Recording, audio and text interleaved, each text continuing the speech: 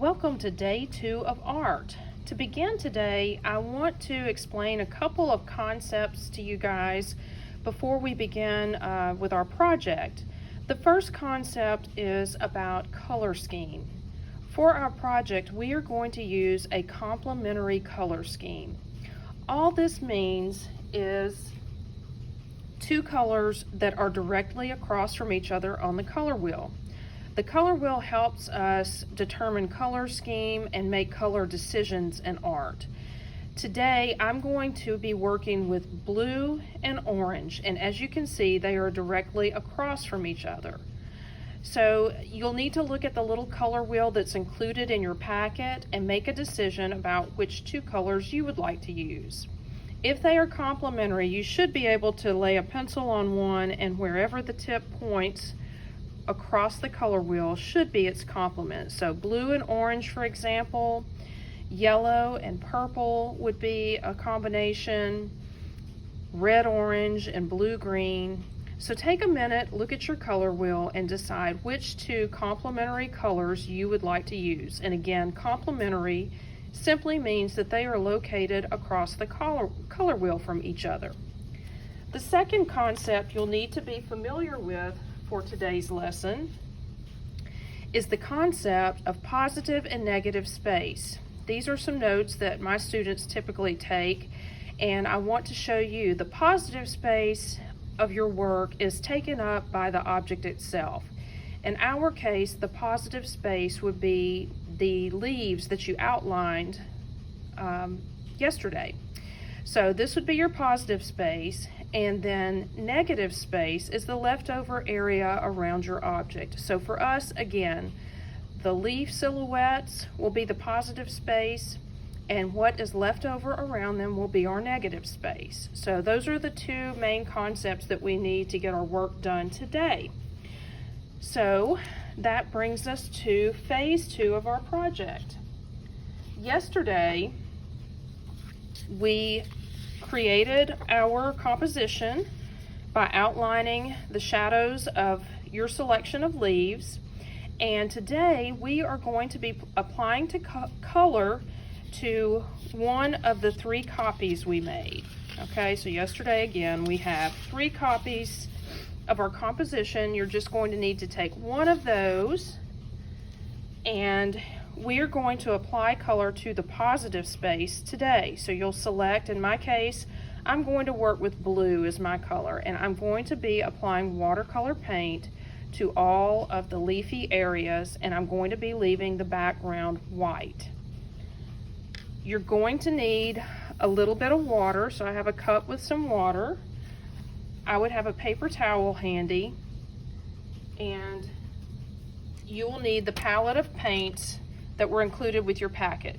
I believe mine looks slightly different than yours, but they will do the same things. Now I'm going to be using blue, but really any of these blues here will work. We're not going to use just a single color. You may select several different shades of your color. Again, if I were using orange right now, any of these would work. So without further ado, I'm going to show a little bit of this in real time, and then I will go into time lapse to finish out the part that we will be doing today.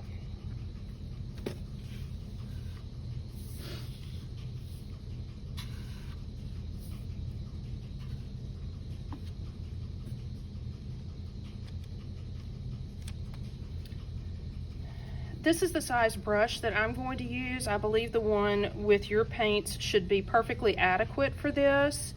You can work with different degrees of water for this project. Sometimes you may want a very wet brush, and sometimes you may want an almost dry brush, and that's where your little paper towel comes in handy.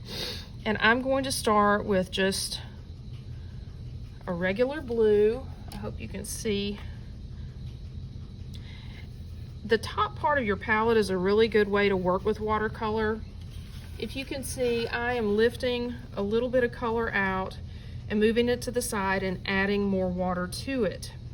Watercolor paint is supposed to be very watery just like you see here. So do not be shy about using the water. And I'm just going to start adding a little color. And I want you to see, so I'm selecting a second blue right now, and I'll just add a little of that in, and I can use some water to spread it around. This just gives it a little more dimension so that it's not just a flat one-dimensional blue. Here I'm going to add a third blue.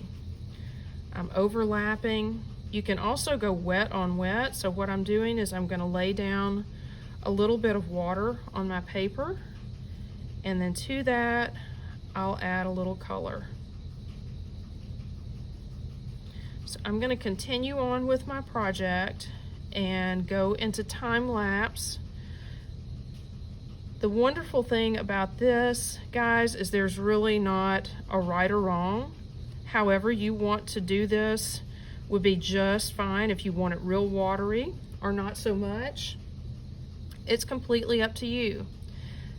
I think that's what makes this a lot of fun, is there aren't any real hard rules about how it has to look.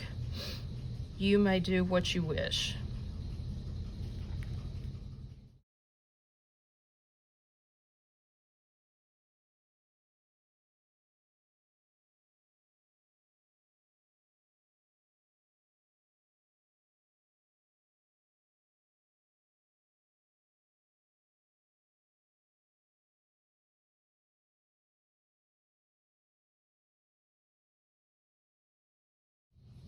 Okay, so here we are with our finished product for today. All of our positive space, which was our leaves, has been filled in with blue, different shades of blue watercolor. I know that you can see there are some lights and some darks, and I tried to kind of mix the colors a little bit to give it some more visual interest. But you cannot mess this up, guys. If you don't feel comfortable mixing colors and you just want to paint yours blue, one shade, that works too. You really cannot mess this up. Just stay in the lines as best you can, and hopefully you will end up with something similar to this. This is the end of our lesson for day 2. Tomorrow we're going to come back and we are going to be painting all of the negative space, which is what you see white today. All of that will be painted, and we're going to leave what's blue white. Okay, so we'll leave the positive space blank and we'll be painting the background space. So I'm going to trust you did a good job today. Let this thing dry, and then tomorrow we'll be doing our companion piece. And I think we're going to end up with something really nice. Have a great day, guys.